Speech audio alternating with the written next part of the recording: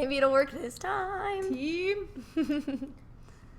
We're not on my channel. All right. We're on the Misscliks channel. And we are live. Are we live? Well, 'Cause I don't see it. I don't see it either. Yay for stream delay. Yay! We did it. We have overcome so many obstacles to be here right now, Gilly. Hi guys. Hello. I'm Gilly. This is Anna. We're in the same place at the same time. This is the first. I'm touching Gilly. I don't like this. Sorry. I'll keep my hands to myself. Just kidding. Yay! Ah. And this is Eye on the Storm, of course. If you don't know it, this is where we talk about Heroes of the Storm. We usually bring on guests, but we're not going to bring on guests because we're each other's guests this time. Oh shoot! We're What? so meta. Why'd you take off your glasses? No, it felt like the right thing to do at the time. So guys, obviously this is not where we usually broadcast. This is not our normal overlay. Nothing is normal. Everything is weird. And that's because Gilly and I are here at BlizzCon opening weekend at ESL Studios, and we just have found this empty room that has an Ethernet port that we don't think anyone's going to kick us out of. It may happen, it may not. We're rebels. Got my rebel coat on. Look at this. Yeah, I'm kind of jealous of your rebel coat. I'm in like a prep coat. But we're in coats for you guys. Yeah. There's a makeup sticker on that chair because that is the makeup chair in which people get their makeup done for broadcast. And Gilly and I are both involved in the Heroes of the Storm broadcast, of course. Gilly is casting. That's what that's called. Mm-hmm. That's what you do when you commentate a game. That's casting. And I'm hosting. Anna's hosting. Mm-hmm. Amazing hosting job, by the way, last night. So many accolades for you. It was really cool because we got to do, I'm just going to jump right into it. We got to do like this thing where we actually got to talk to you a little bit specifically, especially that very last set you were asking questions that then we could kind of throw off from there. And it felt so cool. It was just like much different than Vegas, and I really liked it. Yeah, and so what we thought we would do this week is instead of our normal show format, because that would be a little bit difficult from here, and we weren't even positive we were going to have internet, we just decided that we would record kind of a vlog-style show for you, just answering any of your questions that you had and telling you a little bit about the experience that we're having here as we gear up for BlizzCon. So we hope you like it. And just the normal housekeeping things, if you haven't watched this show before, this is not normally what it looks like. Normally it's a talk show centered around Heroes of the Storm. What kind of stuff do we do on our show normally, Gilly?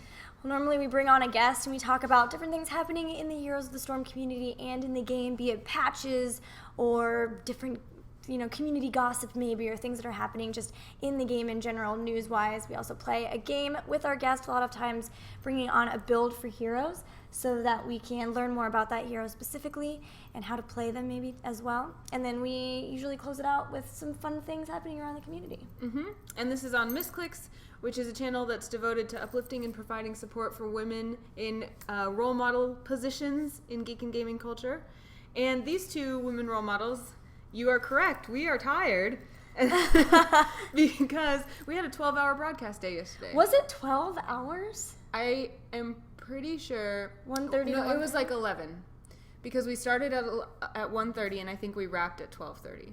Yeah, it was AM. it was a long day. We had started out with a few technical issues too, and then just switching out the teams took a little bit of time, which is why sometimes we would come back and just be talking about the last match until we could throw to Anna when we knew the teams were ready. So, but it was cool. It was really fun. It was a much different experience with events than I've done. Different even than the Opens, which were still here at the studios, but then also different from Vegas. It was kind of a mix of them both. Yeah, I wasn't here for the Open. So what are the similarities and differences between those broadcasts and this one? So similarities is that when you're in the studio, there's not going to be any crowd. So providing hype is just solely pretty much you and your casting partner. Hi, sorry. I'm like slowly getting further and further away from Leave me, Gilly. But yeah, it's you rely a lot on your casting partner to help you get hype and just the general hype from the game too, which is generally not a problem for me. But casting in front of a crowd always makes that a lot easier because you can just feel the roar of a crowd a lot more. What was interesting about this though, that was different from the just studio ones that we did for the Opens, is that we still had the teams here and you here as a host. So it was strange because we'd be like, okay, we're ready to get hype, we're gonna bring these teams out, but then like because we were playing music on the stream, we actually didn't play the music. It was dead silent. Yeah, it was silent in the studio. So you'd be like Navi, and then it'd just be quiet. Except for like the clomp, clomp, clomp of the players like trudging up on stage, and like every once in a while one of them would try and they'd be like, yeah. And then it'd just be like silent and they'd be like, okay, we go sit down. But that's the difference between a really professional studio broadcast and something that we do live, which esports we're very used to doing live, we're very used to doing in front of an audience. And I think that the feel at this has been just like very, very professional. We're working with Yellow Light Live, who does this professionally, obviously ESL, who has been producing out of the studio for a while. So there is this air of like, we kind of made it, esports. Yeah. Like we're getting to the point where our broadcasts are the level that you would see in a studio in the LA area. Yeah. You know?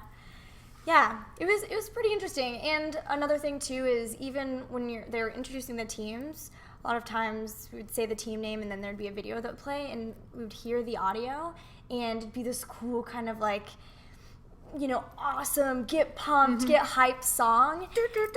Yeah, that would play, especially that, that open, that would play over our headsets still, but not all of those did in the case this time. So normally I rely on those and I'm like, oh, this song's awesome and yeah, I get to cast this match and oh my gosh, these teams, and it just like, from there just perpetuates. But this, it would just be completely silent and I'd be like, this is, what? Oh, okay, they're walking out now. It's still, everything's fine. It's just much different, but it was cool. It's a good experience for sure. Yeah, and actually I was thinking you guys may, because you don't get to come and watch these kind of broadcasts, you may not know a lot about what it looks like in there. So I was thinking maybe we can tell you a little bit about what the set actually is. It's a room in an old warehouse that's been converted to a studio. And there's that back wall and the two side walls that are art. And tons of lights, obviously. And so there's kind of three sections of the same U-shaped stage where the casters are on kind of the left-hand side, the teams are on the back side, and then I and the interviewees would be on the right side. And then there's cameras, tons of cameras this time. Like, I mean, we work with a few cameras, but this is a lot of cameras, and they're the big, I had a really good time because we've got a jib, which means a camera that's on kind of a big crane type thing that moves around really smoothly. That's how they get those big swoopy shots. And this one, for some reason, just struck me as looking like a friendly dinosaur. And so Gibosaur, like a Brontosaurus? It was called a Gibosaur, a Gibosaurus, yeah. Oh, great. And so Pat, the camera operator, and I had a great time discussing what noise, because I decided a Gibosaurus made that kind of sound. Sounds like a dinosaur sound. These are the things that happen when you have an 11-hour broadcast day, and you have to keep yourself on and excited and, talking to Gibosaurus as opposed to the normal audience. Yeah, things got a bit loopy. Yeah. A little bit. Too. Especially in the back room during, I'm thinking specifically of the Cloud9 match where they played Team Dignitas. And I can't remember, we were just laughing at certain things, the way certain people would say things, especially, I don't know, some of the other casters, like they would make a joke, by us, and somebody would say something, and we would laugh way too hard. Yeah, and like true. Anytime you laugh way too hard, and you're like, this is not that funny. Why are we all like, we can't breathe because we're laughing so hard? That's when you know it's been too long of a day. And then we had to go on and cast after that. So yes, and Gilly actually casted the last match of the day, which was killer. I think we probably want to save talking about the actual matches and like the teams and the way that the results happened till the next section of the show, if you will. But just talking about what it was like to be in the studio, I don't know if you guys know this, but Gilly actually stands up when she casts. In fact, most casters do. So she's standing over the desk and she's looking down at the computer like this, and she's going like this. You can't believe it, they're going for the core, oh my God. And she's just so animated, and that's how she keeps herself so hyped, and you guys so hyped. So it's really fun to watch backstage, because it's actually, I don't know, I never have watched casters cast live very much, because I'm always watching the game, and I was actually watching you instead of the game for part of the time, because it was like, it's like watching someone give a dance performance or something, it's like very interpretive. I'm always a very animated person, so when I get, and especially the more excited about something I get, the more I start using my hands, like my whole body starts getting into it, so I just really start using my hands, and a lot of people really like to when, like maybe I'm standing and a really cool play happens, like America's Championship, if you guys remember, we had the Sonia that left in the Void prison, and it was just like, she looked so awesome standing there. I jump up and down. I'm like full on jumping up and down because I love what's happening so much. So it is really fun. I do like watching other casters. It's been fun too because we've worked with this crew a couple times now, because Yellow Light Live and ESL together have kind of seen us through the road to BlizzCon, and so we're starting to see people we know, and they know a lot about our habits and our needs, and they're anticipating a lot of things. Like, they know that I'm a super picky eater, and so they'll specifically like bring me little snacks and stuff, which is really awesome. Or like, they know that Gilly is going to sit a little lower in the chair than everyone else, so they'll get her a higher chair so she looks the same height as everyone. Yeah, which was and they awesome. get used to. I never have my mic in the right place. So there was a new sound guy this time. I was like, hey, just so you know, right off the bat, you're gonna have to get used to the 2 hand signals, which is either move it up or move it closer to your mouth, because you will do that every single game. It will be in the wrong place every game. And he did. He'd come over and it'd be like this, and then I'd do it, and he'd just start laughing. Because I know that I do it. I do it every time. I don't know why, but I just have this phobia of this mic being right in front of my face. I don't know. Well, what do you think are kind of, I would say, the highlights, the biggest highlights or the biggest challenges of the experience of being here in the studio? Not of the games themselves or anything, but big highlights for you.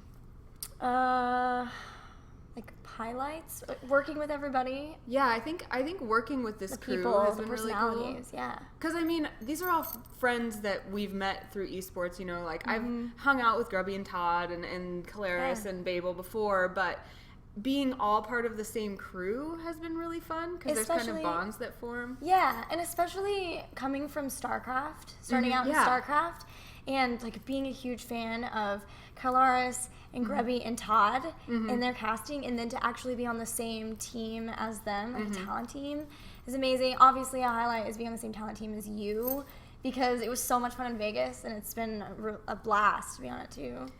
And we won't. I won't take us too far down this road because we do this a lot. But this is where the like, hey, thank you guys part comes in, because if you've been watching our show since the beginning, you know that actually. See, I'm gonna get emotional. I'm doing it too. It's happening too. Team. Yeah, but when we started the show, this was the goal, was for us to be at BlizzCon doing Heroes of the Storm, and here we are. So that is largely in part to those of you who have kept us going on this broadcast and have said encouraging things both about our casting and about just being on this show and being a community. So I won't harp on it, but a huge thank you to you, and that in and of itself is a highlight, because there have been quite a few times where both of us together, or even me, like I remember I kind of just like squatted down in the middle of the studio and I was looking around and thinking about how working in a professional studio environment like this, being on these kind of cameras, working with this level of producers and technology is something, before I even knew what esports was, that was something I wanted as a kid. And so to be doing that and esports at the same time, I took a moment to just like drink that in, and it's one of those like picture, you know, you take that mind picture and it just stays with you, like that's in the bank right there. Yeah, thank you guys so much for your support and helping us get here. Like Anna said, just the fact that you guys have kept us going with the show and been supporting us there, sending us comments, just watching every week, and, you know, having us have a reason to keep going with it, as well as casting for Heroes Hype 2, giving us encouraging words there. And even, you know, when you tweet things and you tweet things at Heroes and say, you know, that you enjoy having us there, they pay attention to that stuff. And I know it's been a really tough journey sometimes, so having you guys there and you know, knowing that you guys are there and supporting us has really kept us going and getting here. We started the show right before BlizzCon last year. It's crazy, wasn't it? Yeah. We're a little more than a year old. We had a touchy-feely broadcast on our year anniversary, so the problem is we tend to get like this for any reason. but yes, thank you. And it was really important to us to have this episode. Yeah. We really wanted to make this work. I'm glad that you were able to bring all the equipment. Thank you for doing that, because not only is it the first time we get to do this together, we were talking about that, how crazy. Yeah. Isn't that weird that in over a year we've never done an episode where we sit next to each other ever? Yeah. It's really weird. We're next to each other, but yeah. I mean, that's a whole other side to this that I don't know how long we want to spend talking about it, but really crazy to be in the same physical proximity to all of these people that I work with and hang out with online so much. People that I count as, you know, like really, really close friends like you, Gilly, but that we spend most of our time, we hang out, like after the show, a lot of times we just hang out online. And we get our dogs. Yeah, our dogs. Our dogs are in a long distance Skype relationship. It's very serious. We let them chat with each other. But it's really cool to get a new medium of communication, I guess, and be able to just kind of, I don't know, non-verbally communicate in different ways too. Mm-hmm. But speaking on that too, if you guys are coming to BlizzCon, we definitely want to meet you or re-meet you if we've met you before. So please feel free to come up to us. I mean, not like when we're doing the event, that'd probably not be a good time, but otherwise, right. Please feel free to come up to us because we want to talk with you. And thank you. Yeah, we'll give you more insight too into like what BlizzCon looks like by the end of this show. That'll be near our sign off. We'll talk a little bit about what we're going to be doing at BlizzCon and where you can find us. But I was thinking it would be good too because these episodes are sometimes really just hypey, like, oh, it's great that we're here. These are so many good things, but there are kind of challenges, like hard things about doing these too. So I thought maybe it would be cool to talk about those a little bit. Like for me, one of the challenges this time has been that I have been a caster in the past. I love talking about heroes. I take pretty detailed notes of every match, and I really love the opportunity to kind of pick the brains of these players and talk to them about the matches. And being an interviewer is probably, I would call that my biggest strength in esports, I think. Yeah. And so I really like contributing that to the broadcast, but when we get behind, interviews are the first thing to get cut. So yesterday, 3 of the coolest matches I didn't get to really participate in, and so I totally understand why that is as a producer, why that happens, and that's my job. You know, I'm there to be the host and to drive the action however it ends up being. But as someone who's put so much time into this game and not being on the casting team and having that as my way to like really experience heroes for myself, that was a challenge for me, was kind of just being like, okay, I can still be here and enjoy this and contribute even if it's not the way that I thought I was going to be. So that's been a little bit of a challenge, but I think every challenge has a kind of like, what does that mean for the future? What am I going to do to overcome that challenge? And I think aside from just, again, recognizing the value of my role, because I'm the only one doing it. I'm the only host this time. So I have to be on and excited about whatever comes my way, and I'm proud of that. But I think also it motivates me even more to have more opportunities to cast in official capacity next year. And so, so I think, and I really love being a host, so I don't think I'd want to be like only a caster instead of a host, because I do think there's value to that role that a lot of people underestimate. But I would like more chances, just like we had with casting the opens even, or those things. So it motivates me that after BlizzCon, when I finally get to be at my house for a while, to like sit down and do some more studying and really analyze all these matches, because it's the first time we're going to have a set like this of global matches that we can really look at and evaluate the meta and how it's evolving in the game. And we've talked a lot about studying afterwards too. So that's the benefit, is that it already has me excited about heroes for after BlizzCon.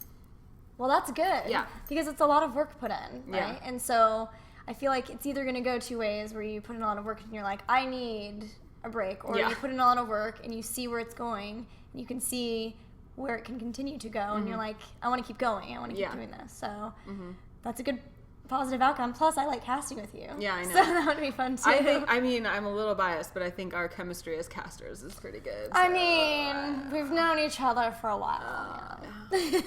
Yeah, and actually I was thinking, we were talking about being here physically in person, and one of the challenges for you was you actually almost had no voice during the first cast. Yeah, I know a lot of you guys knew that I got sick last weekend. I thought it was a cold, and it probably was just a cold initially, but in the midst of traveling and rehearsing, it was mostly better. I was definitely better than I had been, but during rehearsals, the first day of rehearsals, my voice just was all but gone.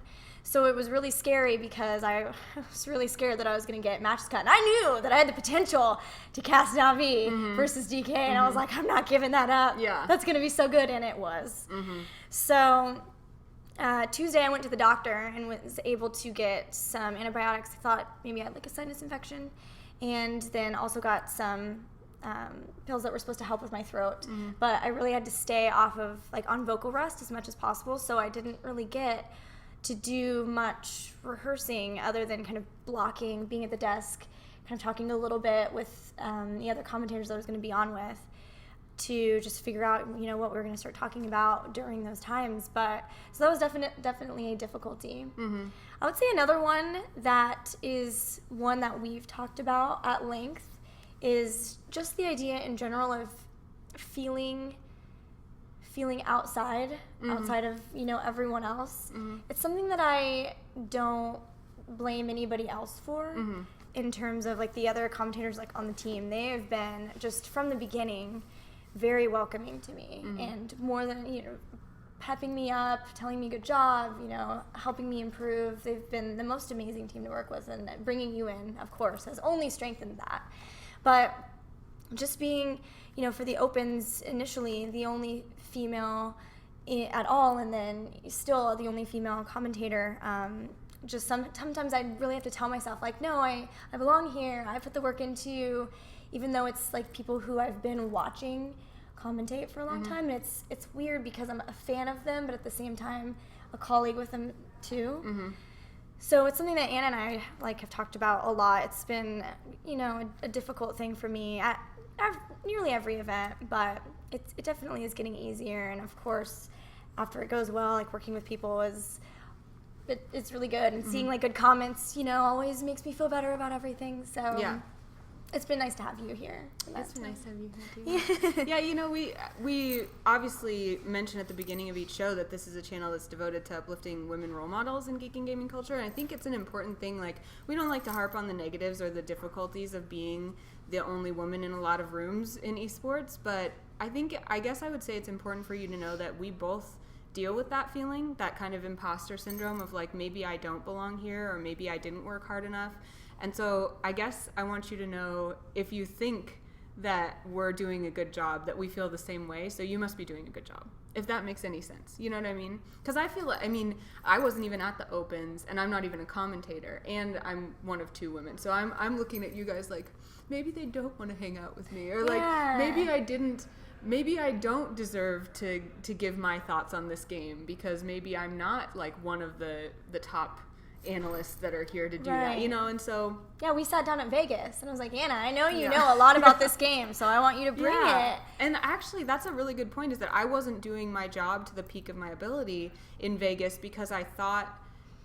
because I got too deep in my own head that I wasn't the one who deserved to give that analysis. But then it was actually Gilly who was like, hey, you're not giving half of what I know on stage. You need to start talking more about the analysis that you give, just to the audience and then in your interviews, and that helps a lot. So there's another one, is that not only are you not alone, but please reach out to other women in the industry and start making those networks, because you need, and not even only other women, this is for everyone. Just make sure you have supportive people who are going to tell you, you're doing a good job, and I know you can do an even better job, and you shouldn't give up, that kind of thing. You speak on that, saying that it's not even just, other women, and I had no idea at Vegas, but Babel actually talked to me and said, I just sometimes feel like you guys have this group, and I feel sometimes outside of it. And I said, Babel, I feel the same way. And it's just solely because he came in a little bit later, and he feels, because he's from a different region, he was feeling that way, and it's completely 100% in your own head. You have to get out of that. That's one of my biggest difficulties too, especially in casting. So I totally get that, and it's just something that you kind of have to tell yourself, no, I do deserve to be here. Quit it, brain. Go away. Yeah, and be willing to have those kind of scary conversations with other people that are do you mind if I come in and talk to you about this, or do you mind if I sit with you? Those kinds of things, or taking another member aside and being I think this about this. What do you think? Those conversations are scary, but they're so worthwhile, because I think a lot of times we talk ourselves into what we think another person thinks of us. You know what I mean?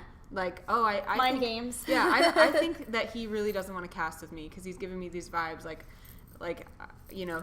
he wishes I wasn't here. But then when you go up and say hey, I want to talk about our casting together. I'm really excited about it. Do you have anything that you want to talk about? And they're like, oh, I'm so glad, because I was scared. I thought you didn't want to cast with me. You know, that kind of stuff. So I mean, this gets into like a lot of the communication theory and a lot of the things that we find really exciting, but in the context of esports, I hope that those of you who watch this show, because it's about people wanting to be involved in esports and be role models and work really hard and find success in esports, that you'll be encouraged by that, if that makes sense. Yeah. So, I mean, I guess we should transition into actually talking about the games. We could do that. Yeah. So, in case you have not been following along, this is the World Championship. So, all of the 8 teams that qualified from the regions all over the world are here to represent their regions.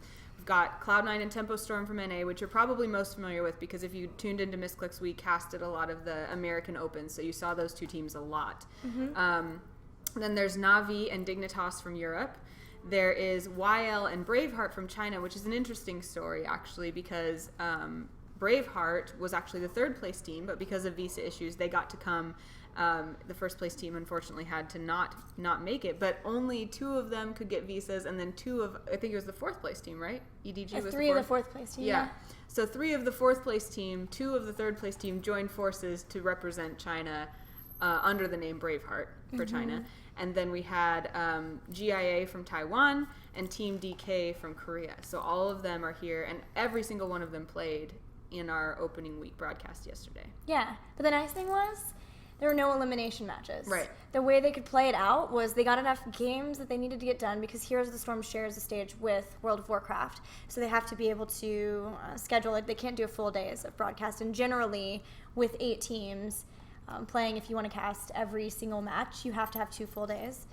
So the nice thing is everybody still gets to play at least 1 match at actual BlizzCon. That's cool. But we do open up with 2 elimination matches too. So we get right in on the scary matches, which is also pretty cool. Which is really fun caster and audience wise because there's like so much on the line right away. Instead of it just being like, oh, this is some fun wake up matches to watch. No, we're getting right on there. You better be on time. Yeah. So let's talk a little bit about the matches that did happen for those of you who either did or didn't tune in. Do you want to go match by match or should we just talk about highlights? We can try to go match by match. Already my brain is like foggy. You have to forgive us because we're going, we had slides to show you, but it's actually a miracle that we have the setup working the way we do right now. So forgive us for not having any visual interest besides our faces. And we'll do it from memory. We don't have any of our notes with us, but this is, this is raw, intimate, friendly. This is just you and us. It's in private time. It is. Yeah. First match was Cloud9. Cloud9 and GIA. GIA. And I was super impressed by GIA. Were you? Well, they really brought it. Yeah? Yeah. Cloud9 looked a little scary. Looked scary for them a couple of times, too. I think what I was most impressed about GIA is their ability to... A lot of times we see teams try to take on Tempo Storm and Cloud9, and if they do win a team fight, then they don't do much with it. They might just move around and take a couple of Merc camps, but overall it doesn't really affect the impact of their position in the game. They're still very far behind. But every time GIA was able to meaningfully take out some members, steal a boss, there was a really big boss steal. Yeah. They made so much happen with that, and I thought that was a really cool mark of both just really decisive decision making, great shot calling from them, and then also just the ability to stay calm and cool considering the fact that they are jet lagged across the world, playing on what I mentioned before, kind of a different stage, and then going up against a team who looks pretty scary. Could win the whole thing for sure.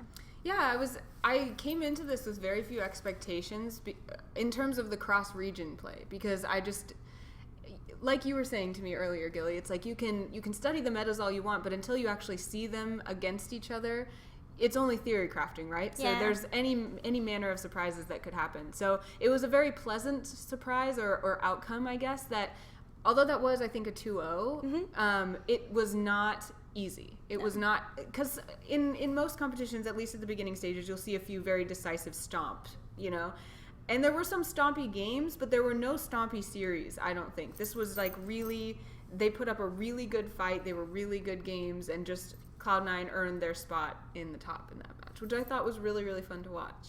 And GIA is kind of fun too, because I think you're right. They were saying that they're kind of up against this being out of their element type feeling. And a couple of their videos even mentioned that they kind of felt a little fragmented, I think.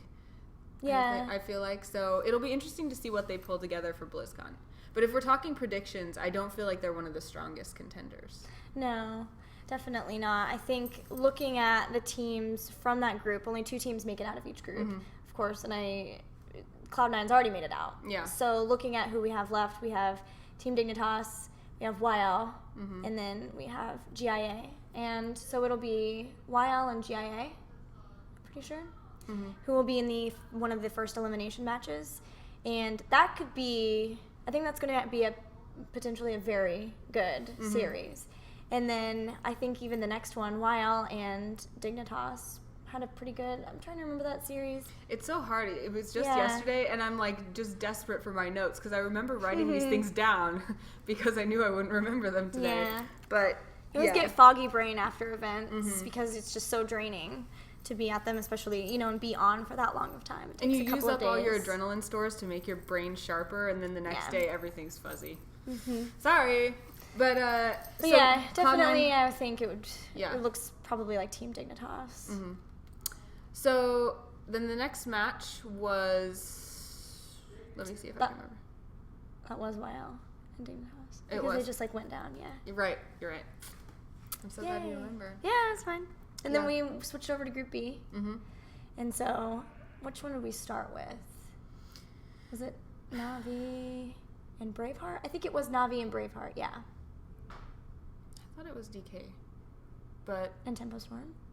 Why did Na'Vi and Braveheart? Oh wait, no, you're right. It was DK and Tempo Storm. yeah, was DK first. and Tempo Storm, which I think that was the match I was the most excited for, and I really enjoyed that match.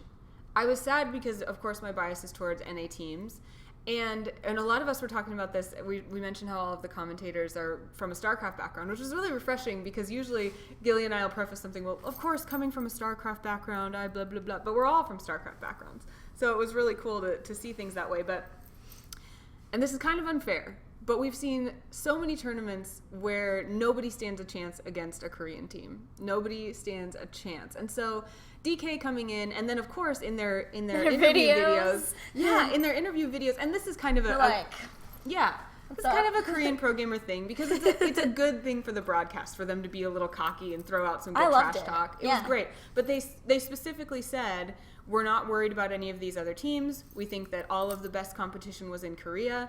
Everyone should just try to have fun because we're going to walk home with the trophy. Like they said it that flat out. And so I love them.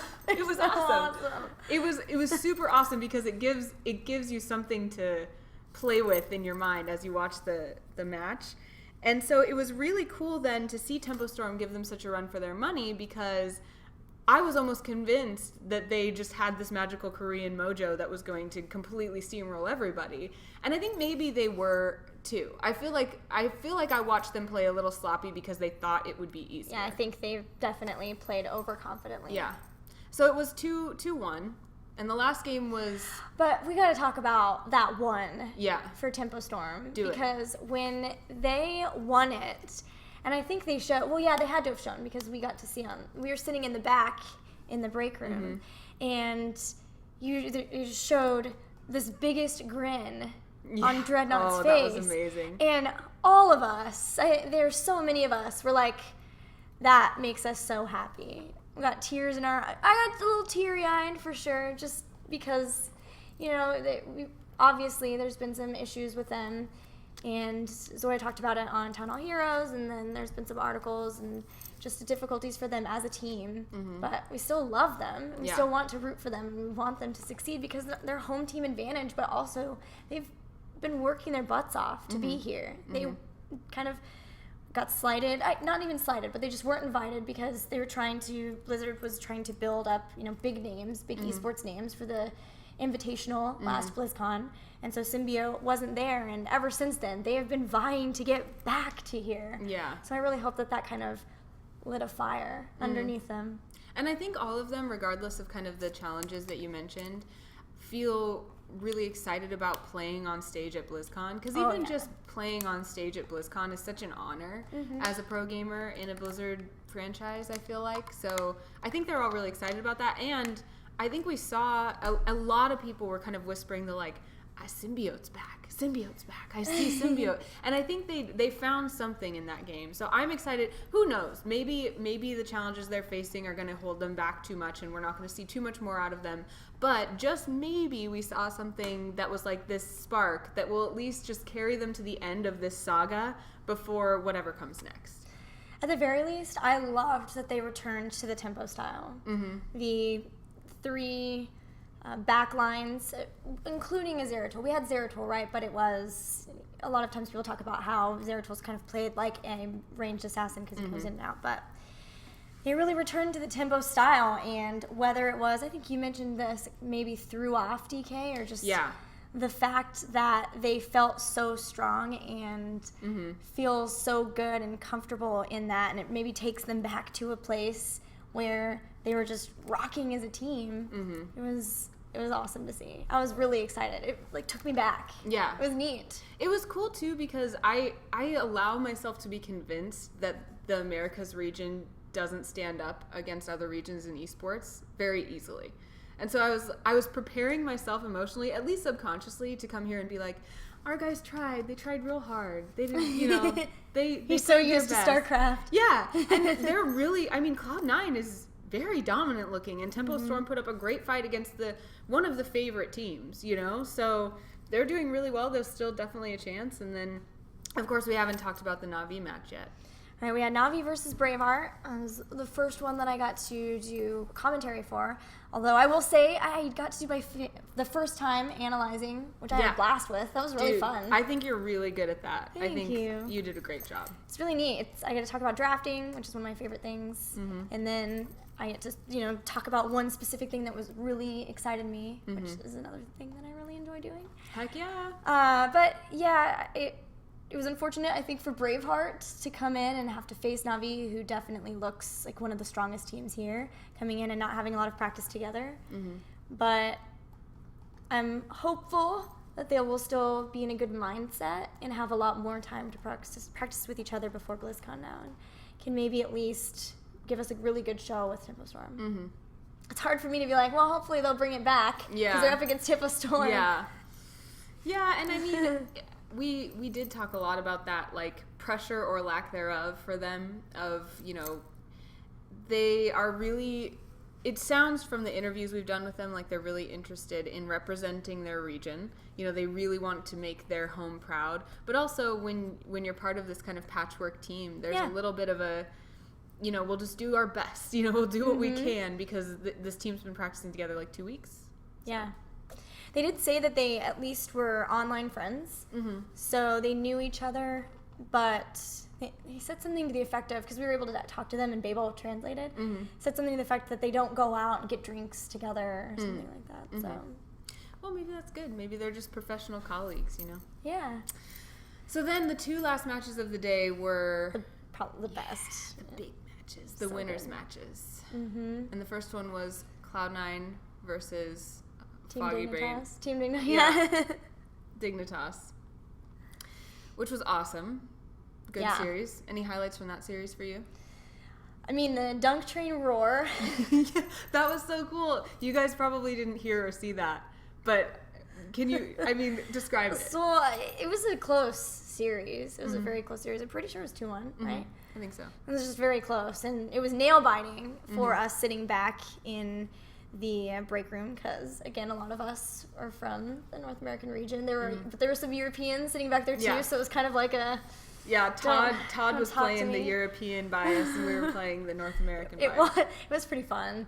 But, yeah, it was edge of seat. The whole series was crazy, and at the end, they knew they had it. They were yelling so loud, and Dunk Train just turns to Team Dignitas because he's on the end and just like roars. Like, his mouth was like so wide open. He looked like a snake who was about to unhinge his jaw. Actually, what it really looked like, because they showed it again before we went to break, but there was no sound. So it just looked like he was really tired and had the biggest yawn. It was like, it was crazy. Yeah, that match was crazy because it was unpredictable as we were going through all 3 games, and then so was the the Na'Vi match with Team DK because this was really crazy. The last match of the day, we're all so tired. We're all so loopy, and everyone's like going through the motions, you know. And we get to this match 3, game 3. We see it looks like DK is going to take it. It's pretty certain at that point. So everyone gets into position. Like the analyst is back at the desk. I'm on stage ready to do the closing remarks for the night. We don't even do an interview because we're so behind. Like we're ready to close the show. And then all of a sudden, I'm standing there. I can't see any of the monitors. At this point, I've checked out of the game because I have to be ready to, as soon as it's over, be ready to speak. And I start hearing Na'Vi just, just like these screams of, Babel was saying screams of ecstasy. And it was kind of that, and also just these like primal, guttural, like expressions, like warrior yells or something. They were just nuts. They were just screaming. And so I kind of was like, what's going on? I go around to one of the monitors. I go off my mark and look, and they're starting to turn the game. Do you know what's crazy to me now that I think about the fact that you're up there and the analyst is up there too? The teams saw you guys resign because you have to go up there, so they basically know that you think, okay, it's over. Yeah. And yet there's still Na'Vi is still like, oh my gosh, I can't even talk. It was like they're so still good. Like they still turn it. It was one of the greatest games I've ever gotten to cast in my entire life. If you guys if you had to go to bed before that match, which a lot of people did, understandable. I would recommend going back and watching those games, at least the last one. The last one was so fun to watch. So that would be, I would assume you agree that if you're going to watch one game from that, it would be that one, the last one. Yeah. Which is great for a broadcast day. That like rarely ever happens, that the best match is at the end with a big boom finale. I know. And Todd, like he comes up on stage after Na'Vi wins. He's just got the biggest grin on his face. I look over and he's just like, he's so happy. He is so happy. One of the best parts too was when we got in the shuttle after on the way home, and we were in a shuttle with like all of Na'Vi. Mm-hmm.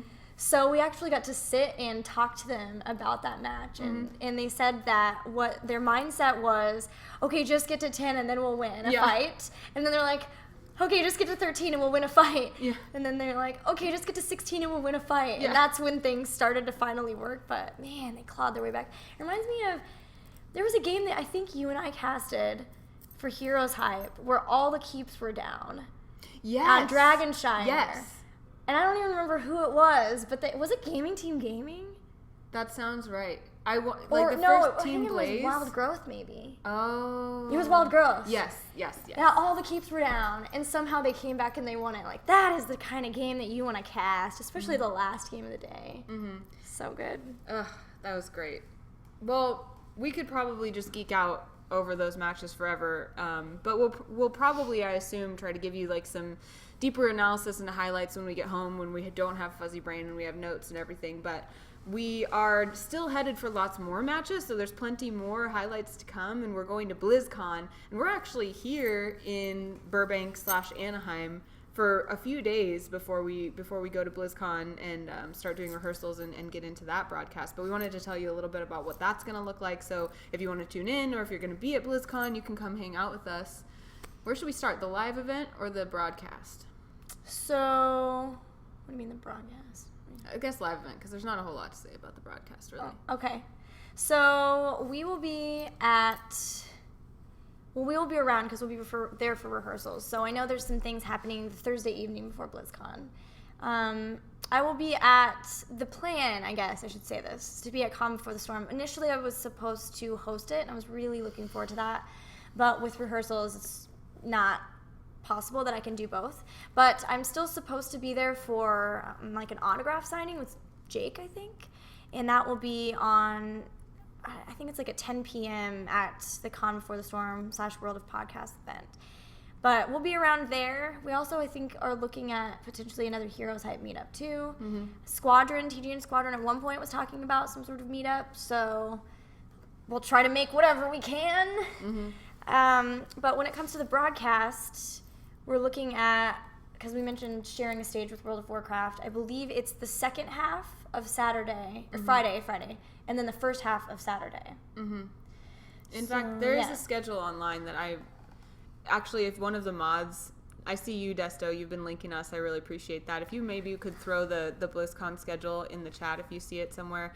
The BlizzCon schedule is out there, and it does show. We are sharing the stage with World of Warcraft, which at first glance was like, oh, why don't we have our own stage? But the World of Warcraft team, by the way, is amazing. I got to work with them. I didn't do Heroes for EU Road to BlizzCon. I did World of Warcraft hosting, and they were just so welcoming and really excited about their game, and they're really cool. So I would recommend, if you want to just like have something cool to watch, check them out too. And there's StarCraft going on at the same time, and Hearthstone as well.